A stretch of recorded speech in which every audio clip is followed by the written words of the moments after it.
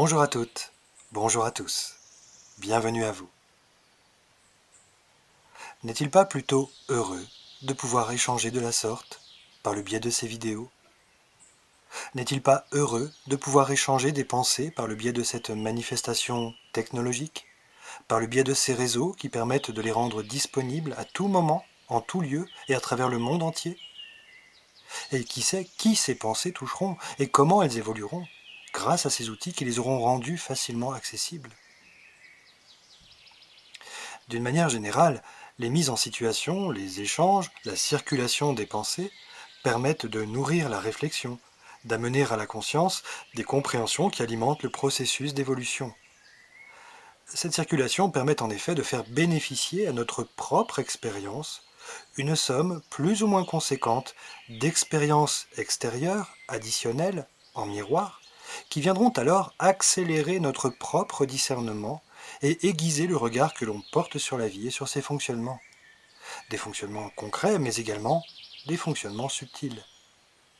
Et au bout du compte, grâce à ces échanges, grâce à cette circulation, la maturité de notre regard permettra d'acquérir, plus qu'une adaptabilité, une certaine maîtrise de notre création, la plus juste possible, tant individuelle que collective.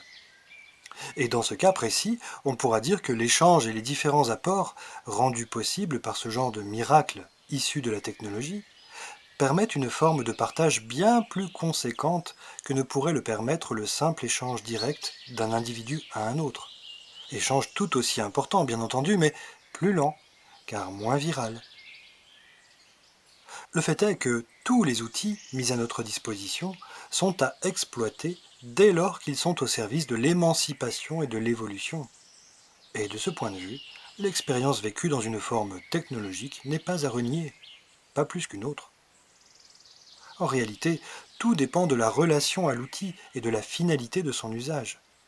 Par conséquent, il faudra toujours commencer par se demander quelle sera réellement la finalité d'une expérience donnée. Il n'y a pas de bonne ni de mauvaise expérience en soi. Toute expérience donne à voir, donne à découvrir, donne à prendre conscience. C'est ce qui nous permet alors de nous positionner et de faire des choix les meilleurs possibles en connaissance de cause. Au sein même de la matière, nous avons besoin du miroir qu'offre la manifestation au travers du théâtre extérieur pour pouvoir réaliser des prises de conscience intérieures. Comme je l'ai déjà dit, le théâtre extérieur permet de refléter notre théâtre intérieur, et ce, d'abord, afin de mieux le percevoir, pour mieux le comprendre.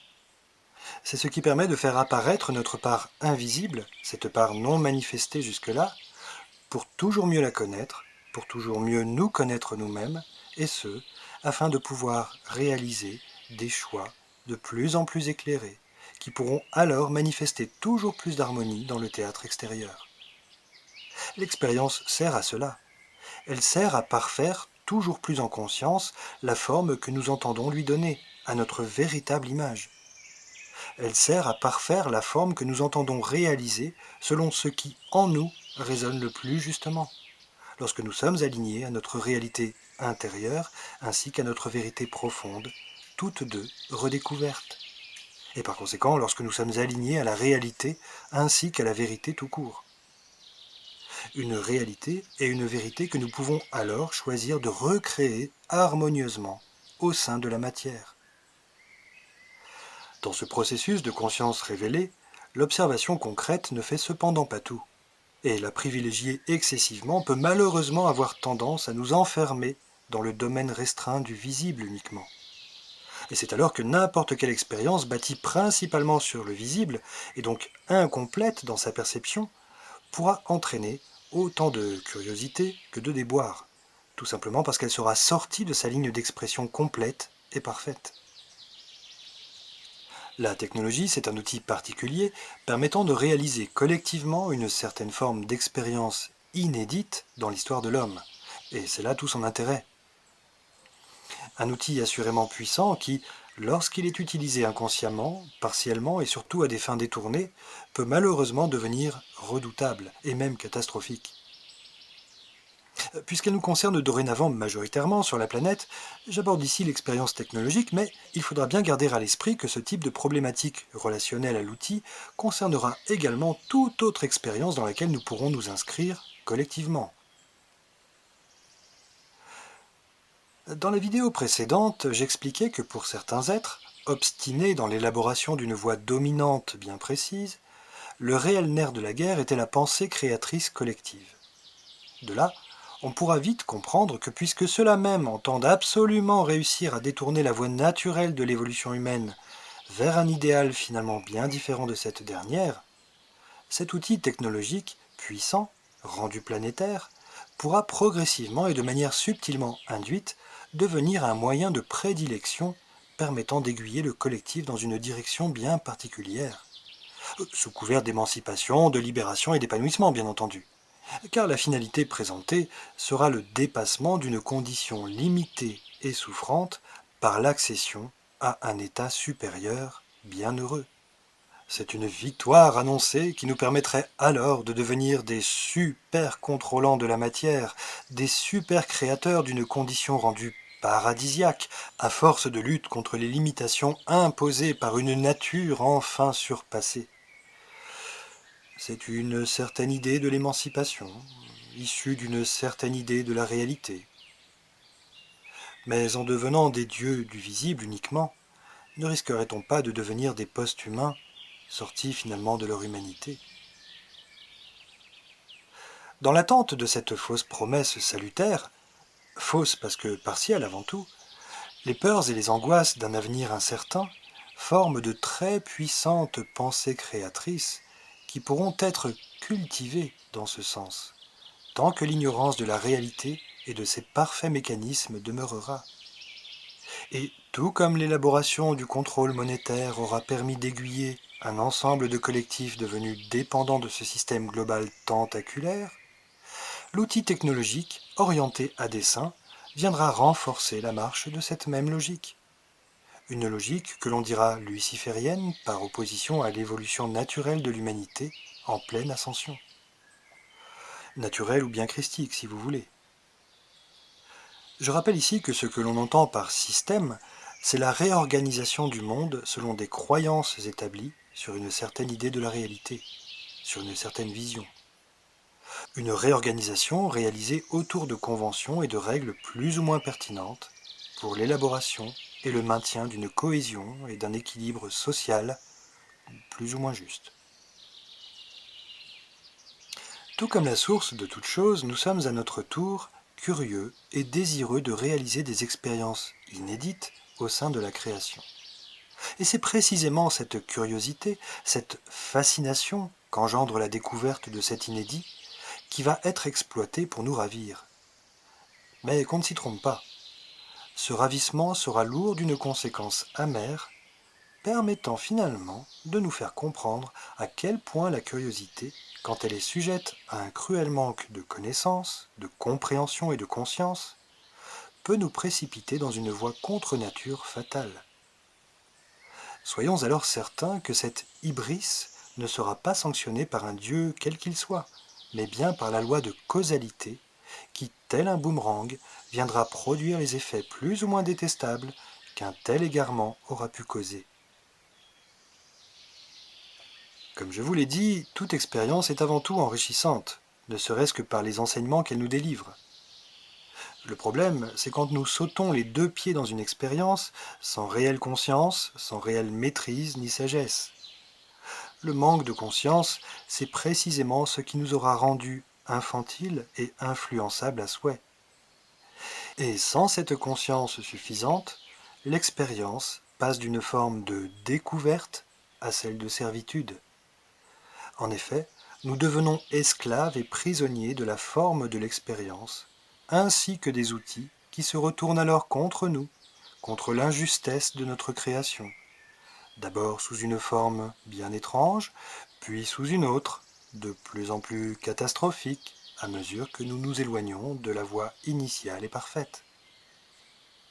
Cet entêtement dans une voie absurde, ainsi que le déni de l'erreur, viennent du fait que, sur Terre, et dans l'astral également, nous avons la fâcheuse tendance à nous identifier intégralement à l'expérience que nous réalisons. De là, nous avons une fâcheuse tendance à accorder une toute-puissance au théâtre extérieur que nous traversons et qui supplante alors la réalité de notre théâtre intérieur, pourtant libre et illimité. Nous ne sommes pourtant que de passage, non seulement sur Terre, mais également dans chaque expérience que nous réalisons ici ou là. L'être réel existe bien avant la forme dans laquelle il aura pu prendre corps. Il ne peut donc pas s'identifier totalement à une forme donnée, temporaire, même si celle-ci lui donne un certain reflet de qui il est réellement, par-delà la forme justement. Un reflet qui donnera lieu soit à la disharmonie et à la souffrance, par manque de conscience, soit à l'épanouissement vers la complétude, à l'image de l'être véritable et absolu, conscient de lui-même en tant qu'acteur-créateur inconditionnellement libre, ce qui est valable au sein de n'importe quel théâtre extérieur de l'ensemble de la création. Le problème n'est donc pas tellement le type d'expérience que nous réalisons et que nous inventons, mais la relation inconsciente, ou plutôt l'inconscience de la relation que nous entretenons avec une expérience, en son sein. Et alors, lorsque nous accordons collectivement l'exclusivité à un type précis d'expérience et que nous en devenons finalement dépendants et esclaves, nous ne parvenons plus à conserver la hauteur d'être conscient de son essence véritable, ni à envisager d'alternatives possibles.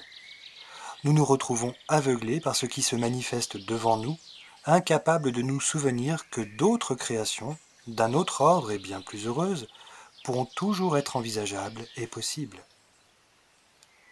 Par cet oubli, essentiel, le piège se referme alors sur nous, et dès lors, devenus impuissants et incapables de faire remonter à la surface de notre conscience la toute-puissance étouffée de notre réalité intérieure, nous en arrivons à ne plus qu'espérer qu'un sauveur extérieur providentiel, compréhensif et miséricordieux vienne enfin nous tendre une main secourable afin de nous délivrer de cette illusion poisseuse et étouffante qui aura pris de plus en plus des airs de cauchemar. Puisque ce rêve que l'on dira luciférien, une fausse lumière dans les ténèbres, se révèle être finalement absolument contre nature, de plus en plus éloigné de notre véritable ligne temporelle et de notre nature profonde, inconditionnellement aimante et joyeuse. Avez-vous remarqué comme l'humanité devient de plus en plus triste? Un bien curieux rêve, éloigné de notre essence véritable et de la juste évolution, qui nous appelle du plus profond de notre âme pourtant. Honnêtement, nous savons bien qu'au fond, toute cette création illusoire ne peut qu'aller dans le mur. Quoi qu'on en pense, nous avons toujours le choix de réaliser telle ou telle expérience. Soit en prenant part à ces grandes tendances collectives dominantes et en les nourrissant de notre participation, soit en restant en marge d'elles et en bâtissant un tout autre type d'expérience, correctement aligné celui-là. Le fait est que de plus en plus, nous nous voyons contraints de prendre part aux tendances dominantes, d'abord parce que nous appartenons à l'organisation d'une société au sein de laquelle nous vivons. En effet, comme nous sommes des êtres sociaux, nous nous retrouvons à devoir composer avec des codes auxquels nous devons nous accorder si nous voulons nous entendre sur une base commune. À partir de là, toute la question sera de savoir si nous créons tous ensemble ces codes et ces tendances, ou s'ils ne nous sont pas suggérés et imposés, plus ou moins habilement, pour nous dévoyer. Et si tel est le cas, toute la question sera de savoir comment nous pouvons les réorganiser collectivement, en conscience, harmonieusement cette fois. Comme nous avons dorénavant la capacité de prendre acte de tout ce qui se met en scène, ici et là sur la planète, nous ne pouvons que constater que les différentes tendances qui s'expriment aux quatre coins du globe en viennent graduellement à converger vers une seule.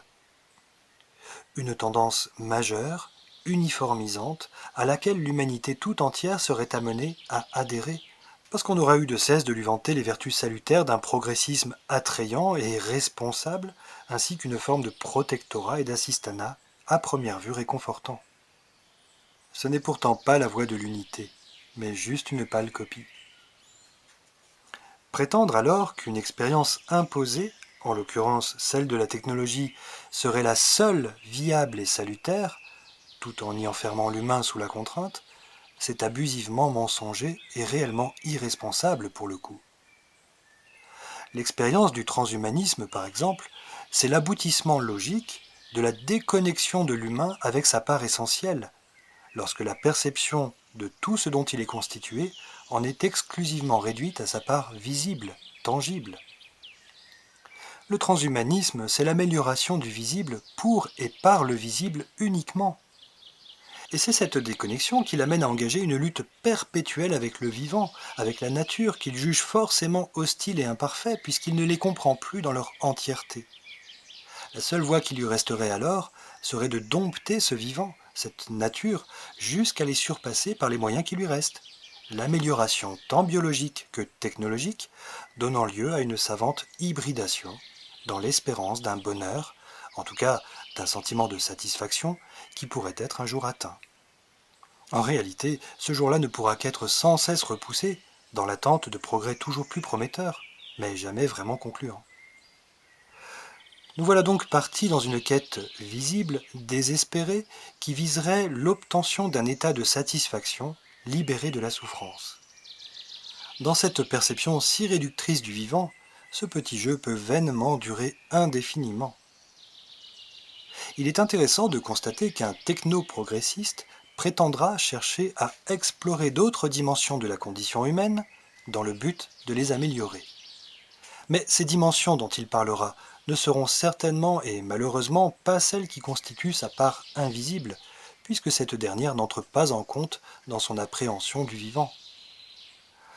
En l'état, c'est une quête d'épanouissement qui ne pourra qu'être inaccessible, et cela tant qu'elle demeurera immature. Car oui, tous ceux qui s'engouffrent si sérieusement dans cette voie visible, prétendument salutaire, sont assurément immatures dans leur êtreté, et ils auront beau singer des airs de responsabilité et de respectabilité, rien n'y fera. Ils demeureront bel et bien irresponsables, voire malhonnêtes, de par leur entêtement capricieux et leur déni. L'épanouissement ne peut réellement que se faire dans la maîtrise de la connaissance et de l'amour. Connaissance, amour, et donc compréhension totale du vivant, d'abord dans son essence, puis dans sa manifestation terrestre. L'épanouissement ne pourra jamais provenir d'un savoir partiel, mêlé à une intelligence et à une capacité de contrôle de plus en plus élaborée, de plus en plus monstrueusement obstinée. L'intelligence, a fortiori quand elle est artificielle, n'est qu'un outil au service de la conscience. Car intelligence n'est pas conscience. Sans conscience suffisante, l'intelligence devient artifice, ruse et manipulation. Sans conscience du tout, elle aura tendance à détruire et à précipiter vers la catastrophe. Inversement, avec une certaine conscience, l'intelligence permettra de créer, mais seulement dans les limites d'un équilibre établi et conventionné. Ce n'est que dans la pleine conscience que l'humain pourra véritablement créer librement et parfaitement au service de l'harmonie. En l'état, la réponse réductrice du transhumanisme, présentée comme la solution, toujours à venir, est par conséquent ni plus ni moins une anomalie, qui ne peut que s'avérer fatale, car priver l'être humain de sa part invisible, ce serait finalement comme le priver d'oxygène. Pourquoi donc l'ensemble de l'humanité devrait-il alors subir une telle ligne temporelle expérimentale et insensée? Juste parce qu'une majorité curieuse, inconséquente et maintenue sous influence s'y serait précipitée et enfoncé la tête la première? Si certains rencontrent des blocages vis-à-vis de la technologie, ce n'est pas forcément qu'ils sont dépassés par le progrès, qu'ils sont inadaptables ou incompétents. C'est peut-être justement qu'intuitivement, ils savent qu'il y a en eux un autre chemin, une autre manière de créer, bien plus puissante et même sans limite celle-là. Car ce chemin sera toujours celui de l'Esprit tout-puissant et rempli de bon sens. Lui qui ne fait qu'emprunter divers chemins expérimentaux, certes en se prenant étonnamment au jeu, mais sans jamais s'en rendre totalement dépendant pour autant. Mais bon, ne rejetons rien du théâtre extérieur quand il s'emballe. Ne nous fâchons pas contre lui. Cherchons d'abord à sortir de notre propre confusion, de notre propre illusion. ouvrons notre regard à la vérité, elle qui repose invariablement au fond de nous. N'ayons alors ni de crainte ni de honte à la faire éclater au grand jour, et considérons-la comme le seul réel référent pour continuer à vivre l'expérience, technologique ou autre, en conscience cette fois, et ce afin de lui faire prendre une tournure tout aussi inédite, mais bien plus sage et bien plus épanouie, bien plus légère aussi. L'expérience technologique, pourquoi pas, mais en se donnant les moyens de la vivre en conscience et sans en devenir dépendant ni assujetti, sans jamais y perdre de vue notre réelle et merveilleuse nature. N'avons-nous pas mis la charrue avant les bœufs jusque-là? Avant de se doter d'outils si puissants, n'eût-il pas fallu d'abord œuvrer à élever la conscience générale pour qu'elle puisse alors donner forme à une merveilleuse création, plutôt que de privilégier le caprice, la compétition et finalement la stagnation? Mais commençons par nous poser cette question. Suis-je en capacité de créer véritablement sur Terre depuis mon centre intérieur, ou ne fais-je que m'en tenir à participer plus ou moins consciemment à la création d'autrui en la nourrissant de mes énergies? C'est une question essentielle que chacun doit se poser, en âme et conscience, afin d'assumer clairement son positionnement d'être humain, respectable et respecté dans la légitimité de son incarnation. À bientôt. Prenez soin de vous et de la hauteur de votre regard sur l'expérience que vous réalisez et que vous traversez, sans jamais plus vous y perdre. Et n'oubliez pas, nous irons ensemble vers l'unité retrouvée sur la Terre, et personne, je dis bien personne, ne pourra s'y opposer.